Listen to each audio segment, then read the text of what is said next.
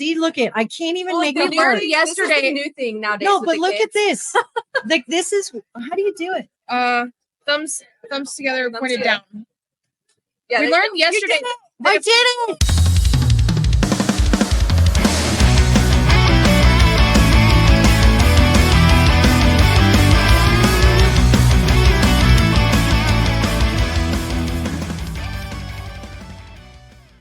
Hello, everybody, and happy Friday. You've got Jess and Shasta here with Jake, Stacey. We are so excited to have you with us today. How are you? Good. How are you? Good. How are you? Good. Great, especially after that wonderful keynote that you just did. Oh, thank That you. was phenomenal. We snagged it right off the stage. Yes, man. we did. As soon as we shut it down, like 5 minutes ago. Yeah, it was a great experience. I'm very honored to be here. So your keynote today was over the power of storytelling, and it was powerful. I don't know any other word to explain it. It was so powerful. It was amazing. And I really loved the story about the person that you had, I don't want to say an issue with, but maybe you just hadn't been able to connect with. Yeah. And then the dirt biking thing. Yeah. That got me. I was like, your dirt bike? Yeah. That is so cool. My dirt bike. Yeah. That is so neat. I love that. I do. So, and you're from Canada. You flew I am. here from Canada to Yes. speak for us today. Yes. I love it. So what do you do for the automotive industry? So I am the Executive Vice President of Sales, Effectiveness, and Training for LGM Financial Services.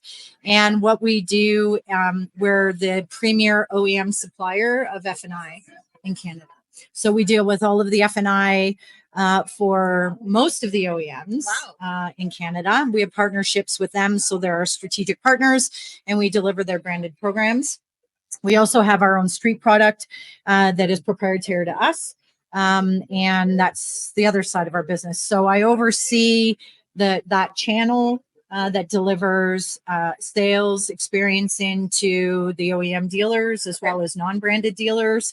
And I've got a team of executives across the country that run the regions and the teams. Great team, great organization. It's a ton of fun. I love that. Today you talked a lot about, I'm probably going to pronounce this wrong, synchronicity. Yes, there you go. Thank you for saying that for me. And engaging in emotional connection. Tell me why you are so passionate about that. Well, it's funny that I'm passionate about it because, like I said on stage, one of the things I do struggle with in my career and in my life is like the whole networking, connecting aspect of this industry. I'm far more comfortable with data and facts and spreadsheets and all of those sorts of things. Yeah. Analysis, yes, give me a big messy analysis and I'll like to dig in. But what I do know is even being the way I am, finding people who have those same likes and desires and talents and skills in that, I can create that connection. And that's when you can mobilize and drive change.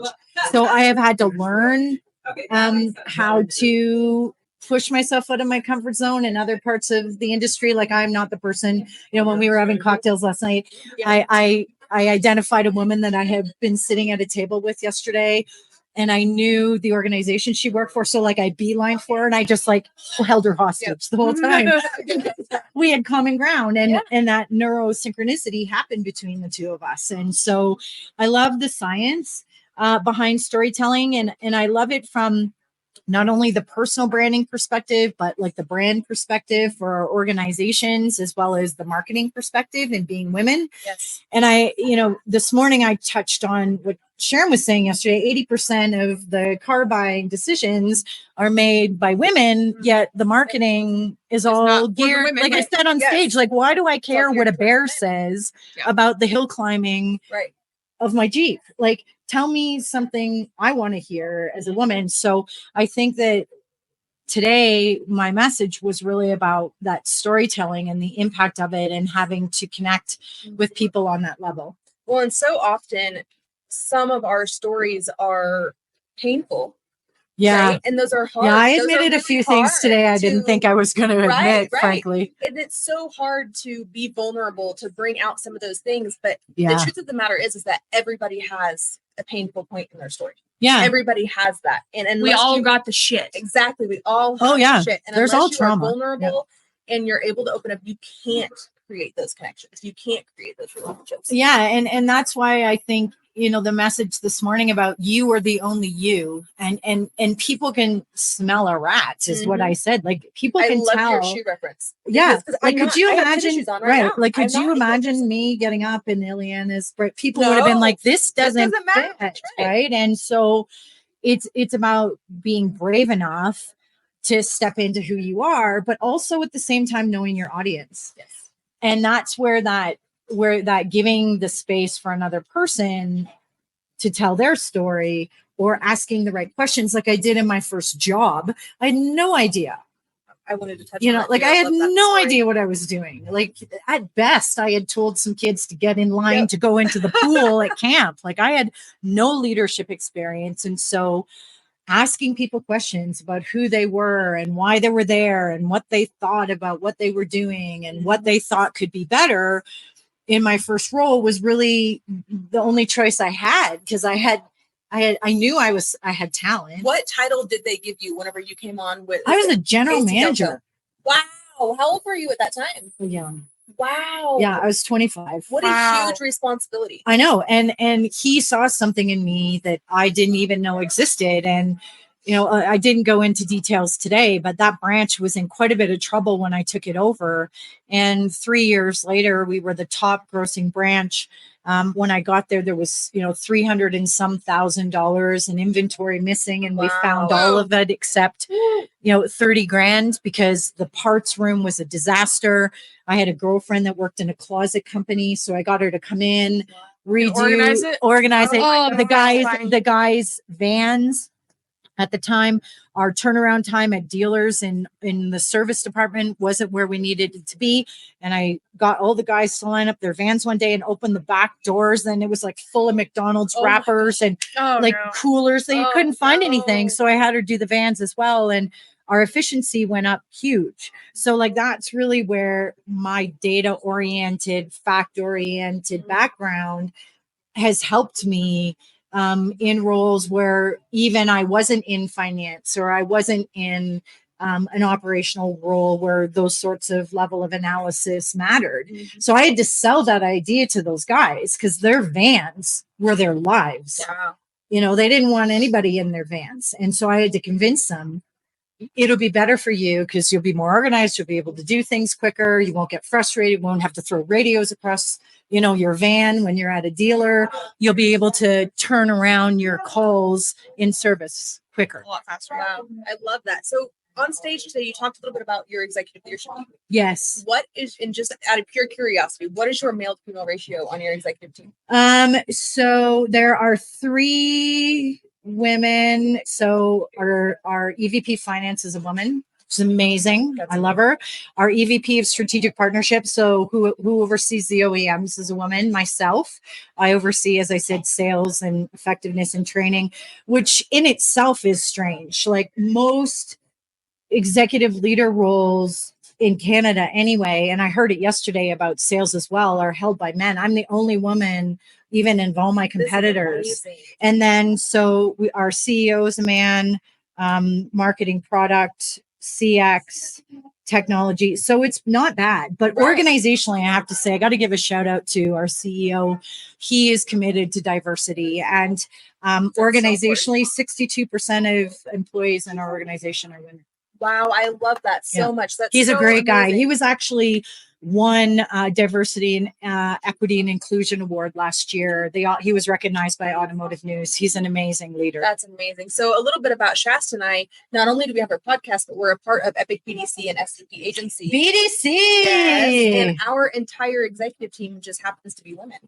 We have tried to have men on our team before, but it's like we just don't mesh the neurosynchronicity isn't there. Yes. And typically we, as women, over communicate everything. I know. All the time. Yeah. And when that's not there, it's annoying to them. Everything falls to shit. Yeah. Well, it's what I said on stage, don't get so wound up. Yes. Yeah. So that's what I was saying this morning. Like we're obligated. I heard that this morning, actually. Yeah, we're obligated to understand our audiences just as much as anyone else is. And so I think that that's learning and development for women as well, to your point, because it's no different than a table full of men. A table full of women don't have diverse thinking either. I agree. 100%. And so you guys got to find a way to get some men at your table. And so our management team, we do have men on our management team. They haven't worked their way up to the executive team. Our executive team has been with the company since the birth of the company. Oh, we I all see. grew the company together, and so we all came that's in. A big connection. That's a big connection. And that's really like our blood, sweat, and tears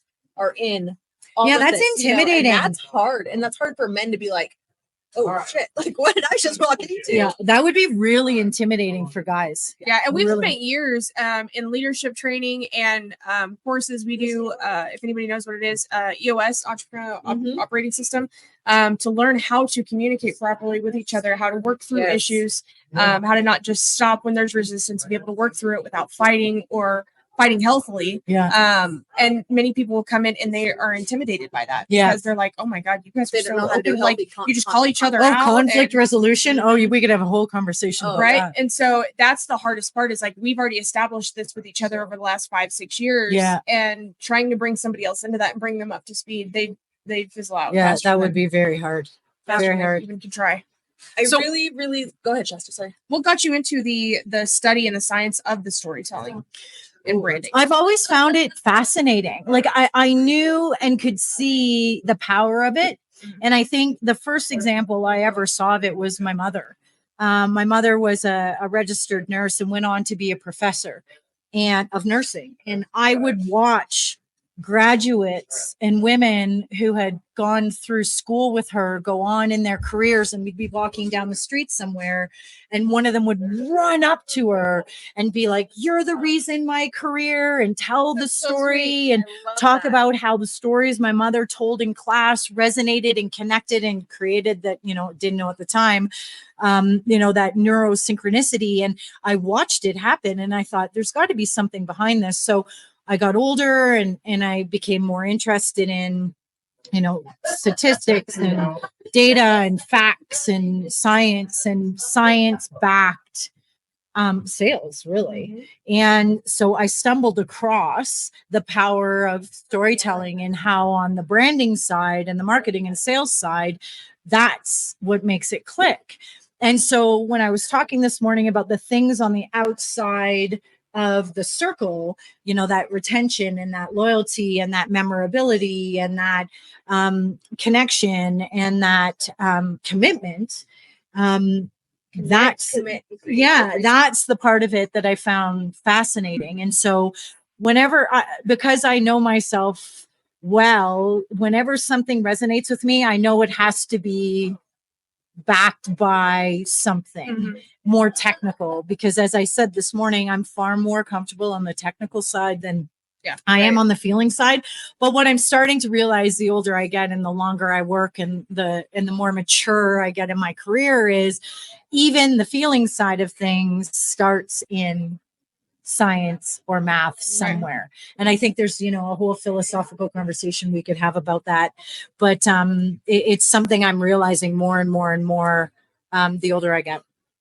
So if somebody is interested in business-wise in learning how to tell their story, what resources would you direct them to? Is there any courses, any classes? Yeah, MIT's got some really cool resources on it, for sure.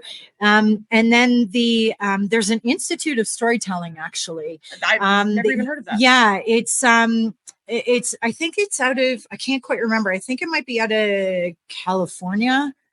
I'm not quite sure. I can't remember, but there's an Institute of Storytelling. And then, there's a lot of, there's a couple really interesting women entrepreneurs in Canada that teach storytelling.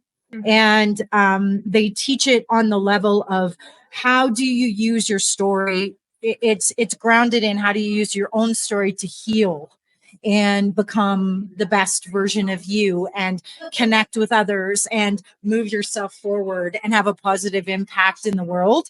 So I would say MIT, Institute of Storytelling. And then, there's a couple, as I said, Canadian female entrepreneurs out of BC who do a really interesting job on storytelling. Interesting. That's good to know. I never knew that the MIT had anything like that, or that there was. Yeah. Weirdly, huh? Yeah. Interesting. So this is your first Women in Automotive It Conference. is. How exciting. How did all of this come about? Why are you here? How did you get invited? I want to know all the deets. So interesting. Kathy Gilbert, and I'm sure that Kathy Gilbert is the foundation of many stories. We love Kathy. Yeah, Kathy's fantastic. Kathy, we love you. Yeah. I can see. See. Look at. I can't even make we it work. learned yesterday. This is the new thing nowadays. No, but look at this. Like this is. How do you do it? Thumbs together, pointed down. Yeah, we learned yesterday. I did it. Look at that. But it's like kind of a weird heart. We see this yesterday. This is the thing. I can't even make a heart with my hands. Oh my we God. did this yesterday, and it literally threw hearts up on the just screen did it again too. Did it? Yeah. Oh, cool. I feel like it's gonna have a dark background. Yeah. So I met Kathy a couple years ago at the Canadian Canada's Used Car Week, which is a really cool event in Canada, run by Cherokee Media, Bill Zadatison's team. I love that. We did the U.S. one. Yeah, Justine's amazing. I love her. Anyway, Kathy was there. We connected, and I found out about Women in Automotive, and then I didn't get here last year for some reason, and then I threw my hat in the ring to speak, and got invited down. So I'm really excited. I've been talking to Veronica a lot. I want to bring Women in Automotive to Canada. Yes. I am committed and determined to do it. I'm at a stage in my career where I've got the bandwidth to be able to commit to doing something like that. Women in Canada need something like this. This is an established brand. Clearly, like as I said on stage, when I saw the original women that founded the organization still together, like I got so choked up yesterday, and that doesn't really happen to me. And so that told me that there was a dry yeah. So that told me, you know, I got a message from the universe yesterday, like, come on, Jake, it's time. So I'm gonna try. I'm gonna try. Anything that we can do to help, we're 100%. Oh, I would love it. I would love it. I would love it. Jake, for anybody listening who wants to connect more with you, if we have any Canadian listeners who want to help with bringing, I know, isn't that pretty? So pretty. Yeah. Oh, I love it. And you know what's so smart? Veronica says we let you be the first set of fingerprints on your award, and I thought, you know what? There is so women. Brilliant. Problem solving. Yeah. Every one of these I have, they had smudges. I couldn't even read it because like 12 guys tried to hand it to me. So I got a chuckle at it. I got a chuckle at that. So if anybody wants to connect with you, learn more about you, or help you out with the Women in Automotive in Canada. Yeah, LinkedIn. Oh LinkedIn. That is how I got a hold of you. Yes. Yeah, I know. And we're happy to connect after this. We would love to help you any way that we can. We've done a lot of work. We have a lot of connections. Well, yeah. This is like what you ladies are doing is amazing. Like, congratulations on this. This is so fantastic. And are you truly the only women-led podcast in automotive? So we were until what was it? There's another one. It's been around longer. It's called Get in Her Lane. I don't know much about it. Was after us. No, before us. I don't know much about it. I haven't seen them out and about. I heard about them yesterday that they're going to be at Women Automotive Network. I feel like I've heard more about them this week than what I ever have. But this is awesome. This is awesome. Thank you so much for inviting me. Yes, thank you. This has been a great conversation. Where can people? Oh, just kidding. Connecting on LinkedIn. Yes. Okay, we already said that. All right, LinkedIn. Cool. She's Jake Stacey on LinkedIn. Yes, I love it. Best way to connect. Okay, I have to ask about your name. Okay. So my grandfather's name was Jack. Obviously, when I was born, there was no such thing as ultrasound, so you couldn't figure out what your baby was before. And my father was pretty committed to having a Jack. Okay. And then I was born, and so my mother was like, "No, this is my first baby daughter. You're not naming her Jack." So my name is Jacqueline, but it's spelled JACQUELYN. I was going to ask, what about Jackie? Right? No, never really been Jackie. Okay, but I love Jake, and I never thought so of it then as they a settled on name. Jake as a nickname, and so basically, I've always been Jake. I've only been Jacqueline for the most part when I'm in trouble. When I hear Jacqueline. However, Jared, who I'm marrying on August 13th. Yeah, thank you. Also calls me Jacqueline, which I like. I kind of like him calling me Jacqueline. So that's the story. See, Jacqueline always throws me back to Jackie. Yes. And that awesome is pretty high bar to hold. So yeah, I do like Jacqueline in certain situations. Like if I'm going into like a certain type of meeting, I'll introduce myself as Jacqueline. But Jake has been a competitive advantage for me my whole career. I can't count the number of times I've walked into a boardroom and they've been like, "You're not what I was expecting." Jake, you're not what I was expecting. I'm like, you have no idea. Right. You have no idea. Well, Jake, thank you so much for taking the time out of your day. Thank you. Oh no, thank you for inviting me. You girls are great. So without further ado, guys, in a world where you can be anything, be kind, because you never know what battles others are facing out there. Their stories. So whenever you go out into the world this week, remember to light it up. I'm Jess. I'm Shasta. And this is Jake. Thanks for watching. Thank you. Bye. Yay, you've made it this far. And if you want to help the chicks out and add some value, make sure you subscribe right now. Click that little red button down below. Do it. Do it now.